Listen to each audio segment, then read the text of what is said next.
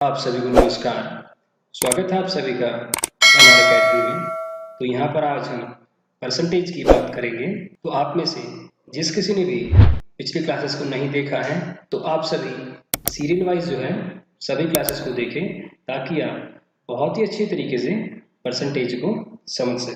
तो परसेंटेज शुरू करने से पहले हमने पिछली क्लासेस में बातें की थी और ये जाना था कि यहाँ पर जो है हम परसेंटेज से उसे फ्रैक्शन में कैसे कन्वर्ट करते हैं। और उसके बाद मैंने आपसे कहा था कि जो कोई फ्रैक्शन वैल्यू होगी इसकी आपको परसेंटेज की जो वैल्यू होगी वो भी आपको याद होनी चाहिए। तो चलिए क्लास शुरू करने से पहले एक बार ज़रा रिवीजन कर ले उसका। 1 के लिए 100%, 1/2 के लिए 50%, देन 1/3 35%। उसके बाद 1/4 के लिए 25%, देन 1/5 के लिए 20%। इसके बाद 1/6 के लिए 16 सही 2/3%। इसके बाद 1/7 के लिए 14 सही 2/7%। इसके बाद 1/8 के लिए 12.5%। इसके बाद 1/9 के लिए 11 सही 1/9%। इसके बाद 1/10 के लिए 10%, 1/11 के लिए 9 सही 1/11%। इसके बाद 1/12 के लिए 8 सही 1/3%। फिर 1/13 के लिए 7 सही 9/13%। फिर 1/14 के लिए 7 सही 1/15 के लिए 6 सही 2/3%। तो ये कुछ फ्रैक्शन हैं जिनके बारे में हमने पिछली क्लासेस में बात की थी। तो आप सभी को ये जो फ्रैक्शन वैल्यूज हैं और इसके साथ में इनकी जो परसेंटेज वैल्यू है ये सारी की सारी वैल्यूज आपको याद होनी चाहिए। और ये सारी वैल्यूज याद हम इसलिए कर रहे हैं ताकि हम एग्जाम में अपने क्वेश्चन को टाइम से कर सके, हमारी कैलकुलेशन जो है वो फास्ट हो सके।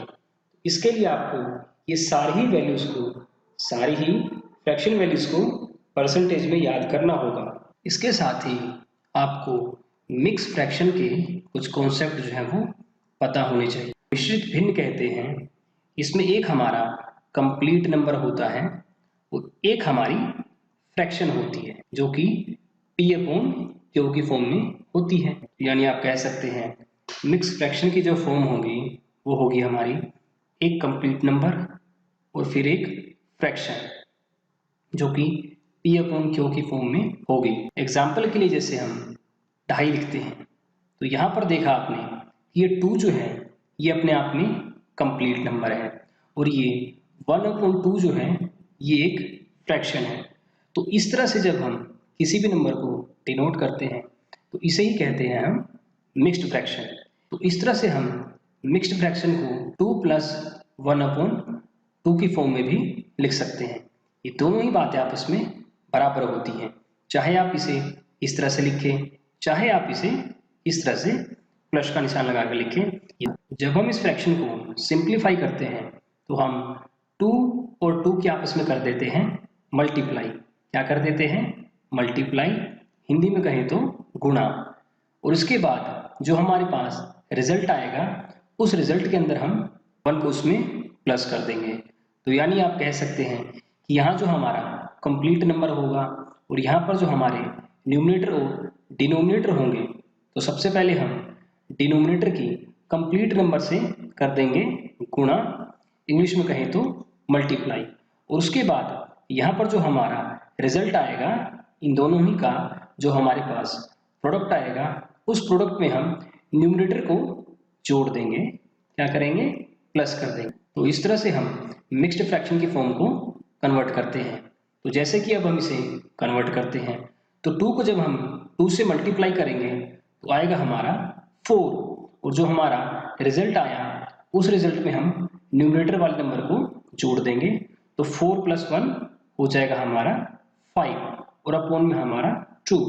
तो चाहे आप इस तरह से लिखें, चाहे आप 2 प्लस 1/2 करके लिखें, या फिर आप 5/2 करके लिखें। तो इस तरह से हम मिक्स फ्रैक्शन को इस वाली फॉर्म में कन्वर्ट करते हैं, जहां पर हम डिनोमिनेटर की मल्टीप्लाई करते हैं कंप्लीट नंबर से, और उसके बाद जो रिजल्ट आता है, जो प्रोडक्ट आता है, उसमें हम न्यूमरेटर जो है उसे जोड़ देते हैं। अब हमने इतनी लंबी चौड़ी ये जो बातें की हैं, इसका यूज जो है आपको परसेंटेज के क्वेश्चंस करने में होगा, जहां पर आप क्वेश्चंस को बड़ी आसानी से फ्रैक्शन की फॉर्म में कन्वर्ट करके कैलकुलेशन फास्ट कर लेंगे और उस क्वेश्चन को बड़ी आसानी से सॉल्व कर लेंगे।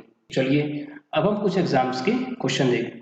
तो अब हम बात करेंगे DSSB 2018 के पेपर में आए हुए मैथ के क्वेश्चन की। क्वेश्चन जो है वो, तो क्वेश्चन है, दो संख्याएं एक तीसरी संख्या से क्रमशः 28% और 36% कम है। दूसरी संख्या पहली संख्या में कितने प्रतिशत छोटी है? तो देखिए आप सब, अर्थमेटिक का जो पोर्शन होता है उसमें बातों को घुमाया जाता है, तो आपको इन्हीं बातों को सुलझाना होता है और प्रश्न के सही एवं सटीक अर्थ तक पहुंचना होता है। तो आपने यहाँ पर देखा कि दो संख्या और एक तीसरी संख्या, यानी यहाँ पर कुल 3 संख्याओं की बात की गई है। अब इसके बाद इन्होंने कहा कि दो संख्याएं, शुरू की जो दो संख्याएं हैं वो तीसरी संख्या से क्रमशः 28 और 36% कम है। तो इसके लिए हमें तीसरी संख्या माननी होगी, तो हम तीसरी संख्या को 100 मान लेते हैं, ताकि एग्जाम में हमें जोड़ने और घटाने में कम समय लगे। अब क्वेश्चन के अकॉर्डिंग जो पहली संख्या है वो तीसरी संख्या से 28% कम है, तो संख्या होगी 72। इसी तरह से जो हमारी दूसरी संख्या है वो तीसरी संख्या से 36% कम है। दूसरी संख्या 36% कम, यानी कि 100 से 36 कम, तो संख्या हो गई हमारी 64।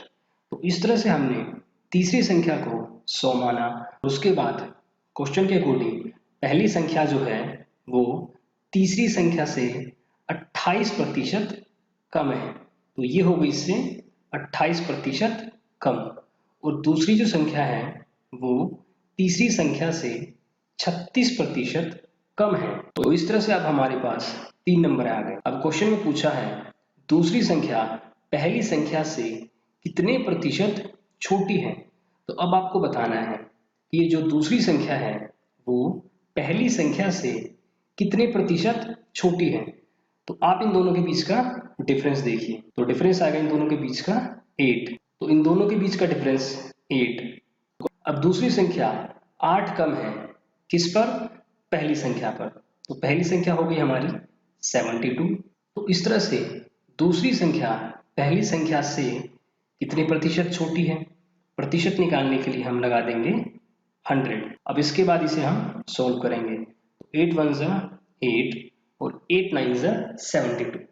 इस तरह से आपका जो आंसर आएगा वो आएगा 100/9, जो कि आपका डी है। तो इस तरह से आपको एग्जाम में इन क्वेश्चनों को सॉल्व करना है। जब आपकी बहुत अच्छी प्रैक्टिस हो जाएगी तो आप इन्हीं क्वेश्चनों को 5 से 10 सेकंड में सॉल्व कर लेंगे। अब इसके बाद देखते हैं अगला क्वेश्चन।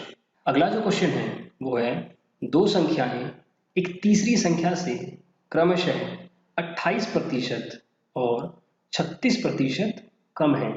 पहली संख्या दूसरी संख्या से कितनी बड़ी है?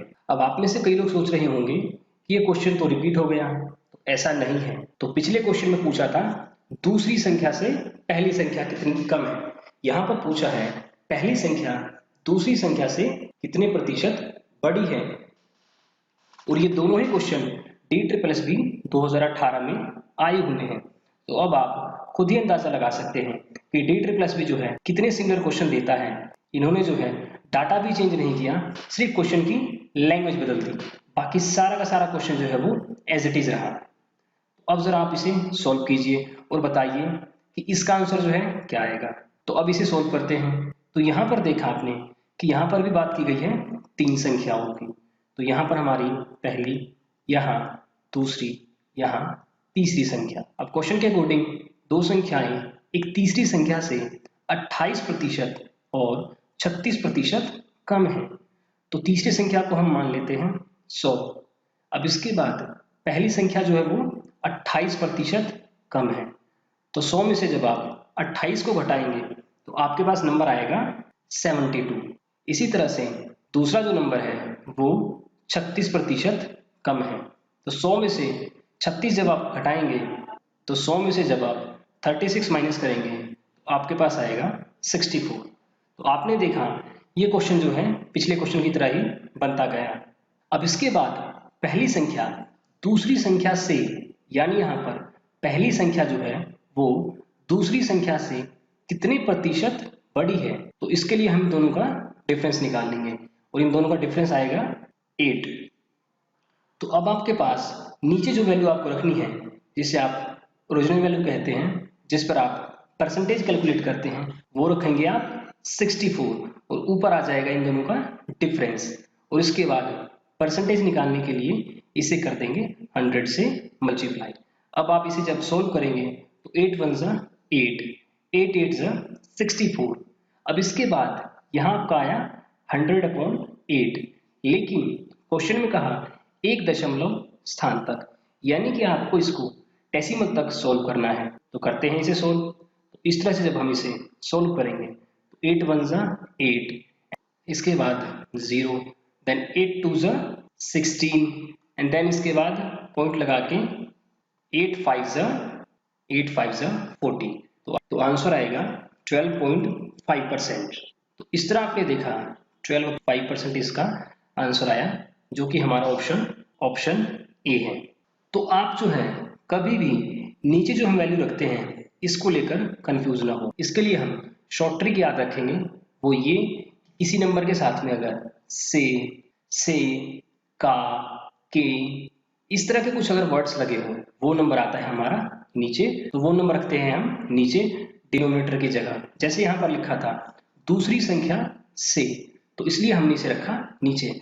अगर इसकी जगह हमारे पास दूसरी संख्या का और इस तरह के भी अगर कोई वर्ड्स हो तो इस तरह के नंबर जो है हम नीचे रखते हैं।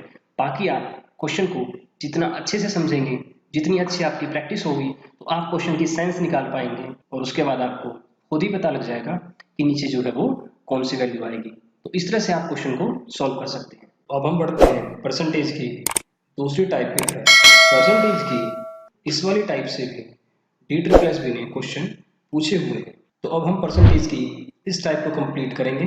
क्वेश्चन है, यदि एक वर्ग की भुजा में 40% की वृद्धि की जाती है तो उसके क्षेत्रफल में प्रतिशत परिवर्तन ज्ञात कीजिए। तो यहाँ पर आपने देखा कि यदि कोई हमारे पास वर्ग है, वर्ग ऐसी आकृति जिसकी चारों ही भुजाएं आपस में बराबर होती हैं, तो इसमें से जब इसकी एक साइड में 40% का इंक्रीज कर दिया गया, तो क्वेश्चन में पूछा है एरिया पे कितने परसेंट चेंज आएगा। तो इसके अंदर आप सबसे पहले 40% की फ्रैक्शन बनाएंगे। तो 40% की फ्रैक्शन होगी 2/5। तो यहाँ पर हम लिखते हैं स्क्वायर की साइड और यहाँ पर लिखते हैं उसका एरिया। तो फ्रैक्शन में अगर स्क्वायर की साइड पहले 5 यूनिट थी तो अब वो उस पर 2 यूनिट बढ़ गई, यानी कि अब जो उस पर 5 पे 2 यूनिट इंक्रीज करके अब वो 7 यूनिट की हो गई। तो पहले जो साइड थी वो थी 5, अब हो गई वो 7 यूनिट। अब जो स्क्वायर का एरिया है, तो स्क्वायर के एरिया का जो फॉर्मूला होता है वो है आपका साइड इंटू साइड, या फिर आप कह सकते हैं साइड का स्क्वायर। तो यहाँ पर देखा आपने, तो इस तरह से हमारी पहली जो साइड है उसका अगर एरिया निकालें तो ये आ जाएगा 25, एंड जो सेकंड वाला स्क्वायर है इसका अगर हम एरिया निकालते हैं तो ये आ जाएगा 49। तो अब क्वेश्चन में पूछा है कि इनके क्षेत्रफल में परिवर्तन, पहले जो इसका एरिया था वो था 25, अब हो गया 49। तो ये जो है इंक्रीज कर गया यानी कि बढ़ गया। और कितना बढ़ गया, तो 25 से 49 हो गया, तो ये इंक्रीज कर गया 24। और 24 इंक्रीज किस पे हुआ, तो ये हुआ 25 पे। तो 25 से ये 49 हो गए। और हमने पिछले क्वेश्चन में ही बात की थी, और हमने पिछले ही क्वेश्चन में बात की कि जिस नंबर के साथ जिसका, जिसका ऐसा कोई शब्द लगा हो तो वो नंबर लिखते हैं हम नीचे। तो यहाँ पर हम 25 के ऊपर 24 का निकेज कर रहे हैं, तो यहाँ पर 24 न्यूमरेटर हो जाएगा और 25 डिनोमिनेटर। अब इसकी परसेंटेज निकालने के लिए हम इसे 100 से मल्टीप्लाई करते हैं। तो इस तरह से जब आप इसे सॉल्व करेंगे तो आपका आंसर आएगा 96%। तो यानी कि ऑप्शन, यानी पहला जो ऑप्शन है वो बिल्कुल सही। तो इस तरह से आपने देखा, सबसे पहले हमने परसेंटेज को फ्रैक्शन में कन्वर्ट किया, और उसके बाद हमने जो एरिया का फॉर्मूला था उस फॉर्मूले की हेल्प से जो है इन दोनों का एरिया निकाला, और उसके बाद इन दोनों ही एरिया में जो भी चेंज आया उसे हमने ऊपर रखा, और उसके बाद जिस नंबर पर, जिस एरिया पर वो चेंज था उसे हमने रखा नीचे, और उसके बाद परसेंटेज निकालने के लिए हमने 100 से कर दिया, फिर इन्हें मल्टीप्लाई। तो इस तरह से हमारा आंसर आ गया 96%। अब हम बढ़ते हैं अपने अगले क्वेश्चन की ओर। तो यहाँ पर जो प्रश्न है इसमें बस सिर्फ आकृति बदल गई, उसमें वर्ग की बात कर रहे हैं, पिछले प्रश्न में वर्ग की बात कही गई और यहाँ पर वृत्त की बात कही गई है। तो आप ध्यान रखें, इस तरह से मेंसुरेशन से संबंधित जो भी आपको प्रश्न मिलेंगे, सभी आकृतियों के आपको क्षेत्रफल यानी कि एरिया, आयतन यानी कि वॉल्यूम, इस तरह से जितने भी इनके फॉर्मूले होते हैं ये सभी फॉर्मूले आपको याद होने चाहिए, उसके बाद ही आप इन्हें यहाँ पर अप्लाई कर पाएंगे। तो परसेंटेज की ये वाले टाइप करने के लिए आपको इन सभी जो शेप्स हैं, ये सारी ही जो आकृतियां हैं, इन सभी के आपको, तभी आप उनको यहाँ पर अप्लाई कर पाएंगे। तो चलिए अब करते हैं इस क्वेश्चन को। तो यहाँ पर कहा गया एक वृत्त की आधार त्रिज्या में 25% की वृद्धि की जाती है, तो उसके क्षेत्रफल में प्रतिशत परिवर्तन ज्ञात कीजिए। तो यहाँ पर जो है पहले त्रिज्या थी, तो यहाँ पर जो त्रिज्या पहले थी उसमें 25% की वृद्धि कर दी गई। तो 25% की अगर हम फ्रैक्शन बनाएंगे तो ये होगी हमारी 1/4। तो यानी कि पहले अगर त्रिज्या 4 यूनिट थी तो अब उस पर 1 यूनिट का इंक्रीज कर दिया गया। तो इसको हम यहाँ पर लिखते हैं। तो यहाँ पर जो पहले हमारा रेडियस था वो था 4, अब यहाँ पर 4 पे 1 यूनिट जो है वो इंक्रीज हो गया, यानी कि अब हो गया रेडियस। अब इसके बाद सर्कल का जो एरिया होता है इसका फॉर्मूला आपको याद होना चाहिए। तो सर्कल का जो फॉर्मूला होता है वो होता है πr²। तो यहाँ पर आप देखेंगे, तो यहाँ पर आप अब इस फॉर्मूले को पुट करेंगे, तो पाई का पाई रखिए, इसके बाद r² यानी कि ये जो त्रिज्या है इसका स्क्वायर। तो यहाँ पर जब आप स्क्वायर करेंगे तो आपके पास आ जाएगा 16 पाई। इसके बाद जब आप 5 का इसी तरह से यहाँ स्क्वायर करेंगे तो यहाँ पर हो जाएगा 25 पाई। तो इस तरह से आपने देखा कि पहले जो क्षेत्रफल था वो था 16 पाई, उसके बाद अब वो बढ़कर हो गया 25 पाई। तो इस तरह से यहाँ पर क्षेत्रफल में इंक्रीज हुआ, वृद्धि हुई। एरिया यहाँ पर टोटल 9 यूनिट जो है वो इंक्रीज कर गया। तो यहाँ पर जो है एरिया इंक्रीज हो गया 9 यूनिट, और ये 9 यूनिट इंक्रीज हुआ है 16 पे। तो यहाँ पर आपने देखा कि ये जो 9 यूनिट एरिया है ये इंक्रीज हुआ 16 पे। तो जिस पे इंक्रीज हुआ वो नीचे, और जितना इंक्रीज हुआ वो वैल्यू ऊपर। इसके बाद परसेंटेज के लिए इसे हम 100 से मल्टीप्लाई कर देते हैं। तो जब आप इसे सोल्व करेंगे तो पाई से पाई कट जाएगा। और यहाँ पर जब आप इस फ्रैक्शन को सोल्व करेंगे, तो जब आप इसे सोल्व करेंगे तो आपका आंसर आएगा 56 सही 1/4%, यानी कि डी।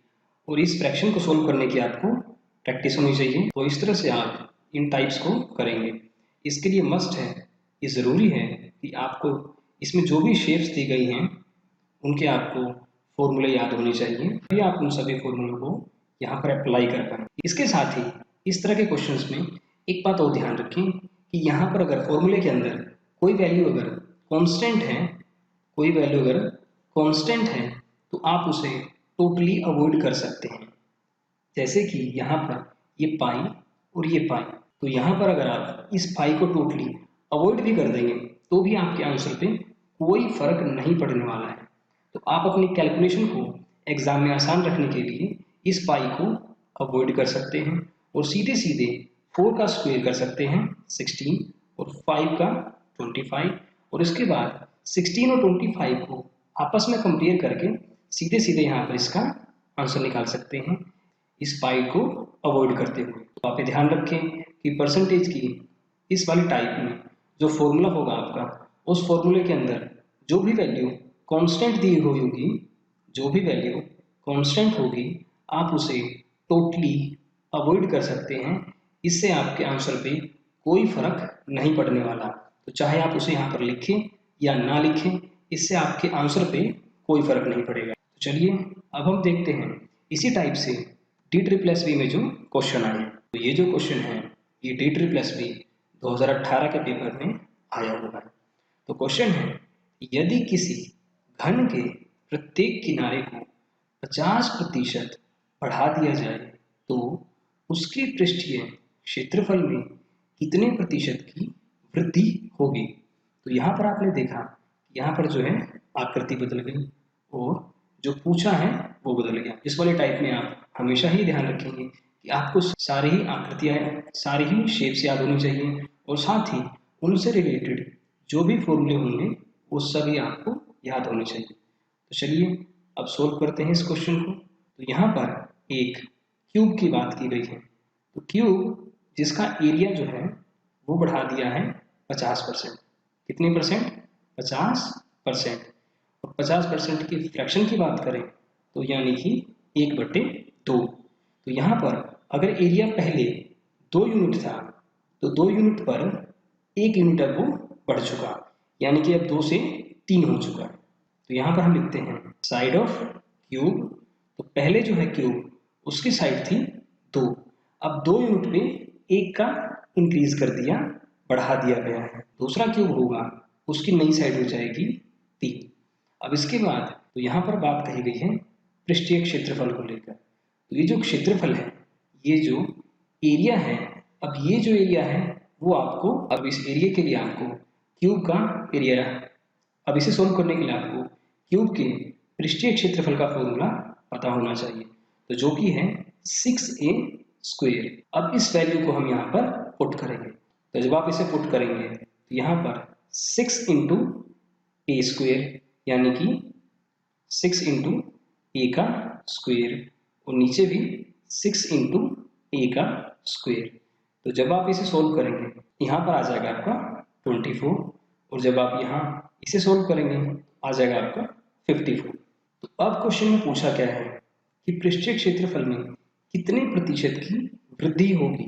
तो यहाँ पर आपने देखा इंक्रीज हुआ और ये जो है कितना इंक्रीज हुआ, तो 24 से ये हो गया 54, यानी कि ये 30 इंक्रीज कर गया। तो ये 30 इंक्रीज कर गया किस पे? 24। तो 30 इंक्रीज हुआ 24 पे। तो यहाँ पर अब हम 30 ऊपर लिख के जिसके ऊपर इंक्रीज हुआ वो वैल्यू लिखेंगे नीचे और उसके बाद यहाँ पर इसे कर देंगे अब हम 100 से मल्टीप्लाई। तो जब आप इसे यहाँ सॉल्व करेंगे तो 6 × 5 = 30, 6 × 4 = 24। इस तरह से आपका आंसर आएगा 125%। तो यहाँ पर आपने देखा कि इसका जो आंसर आया वो आया 125%, यानी कि ऑप्शन 3। इसके साथ ही अगर आपको ध्यान हो तो अभी हमने पिछले क्वेश्चन में बात की थी कि जो भी नंबर के फॉर्मूले में अगर कोई वैल्यू कांस्टेंट है तो हम उसे टोटली अवॉइड कर सकते हैं।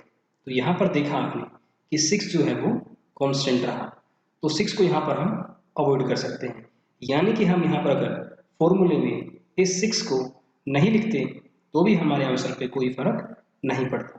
तो अगर आप यहाँ पर जब 6 को अवॉइड कर देते तो यहाँ पर आ जाता आपका 4 और नीचे जो क्यूब है इसमें आ जाता आपका 9।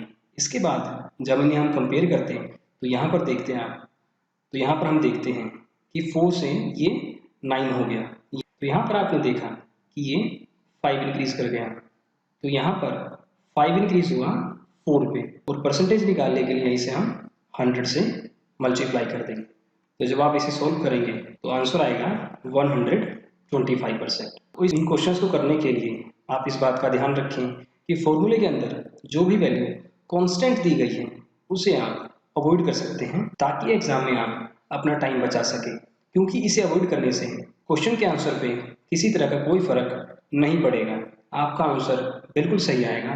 तो आप ऐसी कांस्टेंट वैल्यू को अवॉइड करें। तो एग्जाम के अंदर जब आपको ज़रूरत हो तो इस तरह की कॉन्स्टेंट वैल्यू को आप अवॉइड कर सकते हैं। तो चलिए अब देखते हैं हम अपना अगला क्वेश्चन। तो अगला क्वेश्चन जो है, ये क्वेश्चन भी DSSS 2018 में पूछा गया और आप देखेंगे ये क्वेश्चन भी बिल्कुल पिछले वाले ही क्वेश्चन की तरह है, बस इसमें 50 की जगह 40% कर दिया गया। तो आप ये समझ सकते हैं कि DSSS के क्वेश्चंस में अलग अलग शिफ्टों में क्वेश्चंस के अंदर ज़्यादा डिफरेंस नहीं आता, बस वैल्यू चेंज हो जाती है, बाकी क्वेश्चन की टाइप जो है वो ज़्यादातर वही होती है।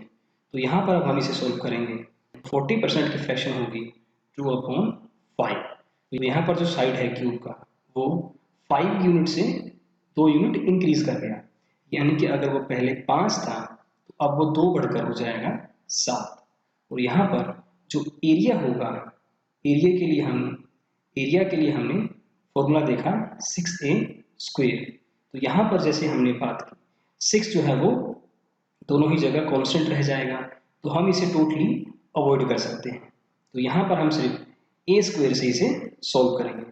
तो हमारे पास a की वैल्यू है 5, तो फर्स्ट वाली क्यूब का एरिया हो जाएगा 5 का स्क्वायर यानी कि 25, और सेकंड जो स्क्वायर है हमारा इसका हो जाएगा 7² यानी कि 49।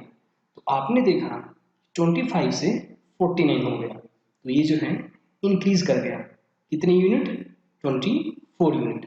तो 24 यूनिट का इंक्रीज हुआ किस पे, 25 पे। तो 24 का इंक्रीज हुआ 25 पे, तो 100 पे कितना हुआ। तो जब आप इसे सॉल्व करेंगे तो आंसर आएगा 96%। इस तरह से हमने क्वेश्चंस को एग्जाम में बड़ी आसानी से कर सकते हैं। बस आपको ये फॉर्मूले याद होने चाहिए और आपको ये ध्यान होना चाहिए जो वैल्यू कांस्टेंट होगी उसे हम टोटली अवॉइड कर सकते हैं, ताकि हम अपनी कैलकुलेशन को इजी कर सकें और एग्जाम में अपना टाइम जो है वो बचा सकें। आज के लिए इतना ही। अब इससे आगे की जो बात है वो हम अगली वीडियो में करेंगे। जाने से पहले जिस किसी ने भी इस चैनल को सब्सक्राइब नहीं किया वो इसे सब्सक्राइब कर ले और पास में जो बेल आइकन है उसे दबा ले, ताकि आपको भविष्य में आने वाली जो भी क्लासेस हैं उसका नोटिफिकेशन समय से प्राप्त हो सके। इसके साथ ही आप हमारे टेलीग्राम चैनल पर जुड़ सकते हैं, जिसका लिंक नीचे डिस्क्रिप्शन बॉक्स में दिया हुआ है, ताकि आपको वहां पर ये जो भी क्लासेस होती हैं इन सब की आपको फ्री PDF मिल सके। वहां से आप इन सभी क्लासेस की PDF के साथ साथ और भी जो आपके एग्जाम रिलेटेड स्टडी मटेरियल हैं उनको आप डाउनलोड कर सकते हैं और अपनी तैयारी को और भी बेहतर ढंग से कर सकते हैं। तो चलिए आज के लिए इतना ही। धन्यवाद।